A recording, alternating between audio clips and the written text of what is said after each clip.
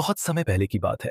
सत्यभामा जी ने भगवान श्री कृष्ण से एक दिन प्रेम पूर्वक पूछा, प्रभु, मैं देखती हूँ कि रुक्मिणी रोज तुलसी को जल चढ़ाती हैं और उसके पास दीपक जलाती हैं। इसके पीछे क्या रहस्य है? भगवान श्री कृष्ण मंद मुस्कान के साथ बोले, इसके पीछे एक अद्भुत कथा है सत्यभामे। सुनो। एक समय श्याम नाम का एक धनी वैश्य था। उसके पास धन दौलत, सोना चांदी, नौकर चाकर, किसी चीज की कमी नहीं थी, परंतु एक दुख था। उसे संतान नहीं थी। वह और उसकी पत्नी रोज प्रभु से यही प्रार्थना करते, हे भगवान, हमारे घर में भी एक नन्हा सा दीप जले। वो दिन रात चिंता में डूबे रहते। आखिरकार एक दिन श्याम ऋषि वशिष्ठ के आश्रम में पहुंचे और बोले, गुरुदेव, मेरे जीवन में सब कुछ है, बस एक संतान नहीं है, इसका कारण क्या है? वशिष्ठ मुनि ने ध्यान लगाया और बोले, श्याम, तुम्हारे पिछले जन्म में तुमने निर्दोष जीवों को बहुत कष्ट पहुंचाया था। उसका ही फल है ये पुत्रहीनता। पर यदि तुम पुत्र यज्ञ करोगे तो संतान की प्राप्ति होगी। पर ध्यान रहे, वह पुत्र केवल 18 वर्ष तक ही जीवित रहेगा। श्याम और उनकी पत्नी ने पुत्र यज्ञ किया। कुछ समय बाद उनके घर एक तेजस्वी बालक ने जन्म लिया। पूरा घर आनंदित हो उठा। वर्षों बीते, बालक बड़ा हुआ और उसका विवाह एक सुंदर और सती स्त्री सुभद्रा से हुआ।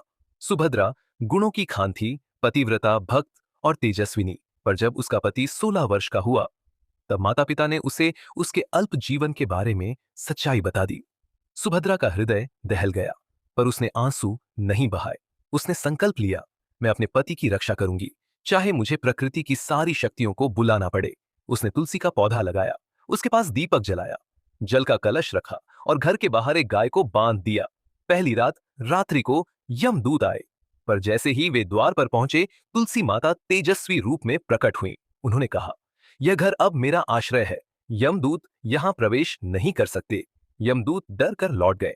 दूसरी रात इस बार यमदूत फिर आए, पर तुलसी के पास जलता हुआ दीपक प्रकाश फैला रहा था। दीपक बोला, जब तक मैं जलता हूं इस घर में कोई मृत्यु नहीं आएगी। यमदूत पुनः हार गए। तीसरी रात अब सुभद्रा ने दीपक के पास जल का कलश रखा। यमदूत आए तो जल ने चेतावनी दी, यदि तुम आगे बढ़े तो मैं तुम्हें बहा ले जाऊंगा। यमदूत कांपते हुए लौट गए। चौथी रात इस बार सुभद्रा ने अपने आंगन में एक गौ माता को बांध दिया। गाय ने यमदूतों को देखा और गर्जना की, यदि तुमने इस घर में कदम भी रखा तो मैं तुम्हें श्रापित कर दूंगी। अब यमदूत थक चुके थे। वे यमराज के पास पहुंचे और बोले, प्रभु, हम इस युवक की आत्मा लेने नहीं जा पा रहे। वहां 4 शक्तियां खड़ी हैं, तुलसी, दीपक, जल और गाय। यमराज का आगमन। अब स्वयं यमराज सुभद्रा के घर आए।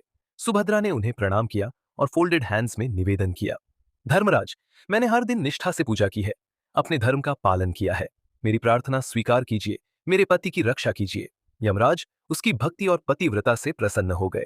उन्होंने वरदान दिया, तेरे पति को दीर्घायु मिले, वह 100 वर्ष तक जीवित रहेगा। और मैं घोषणा करता हूं, जहां तुलसी का पौधा, जलता हुआ दीपक, शुद्ध जल और गौ माता होंगी, वहां मृत्यु कभी प्रवेश नहीं करेगी। भगवान श्री कृष्ण बोले, सत्यभामे, यही कारण है कि रुक्मिणी प्रतिदिन तुलसी को जल चढ़ाती हैं, दीपक जलाती हैं और गौ माता की सेवा करती हैं।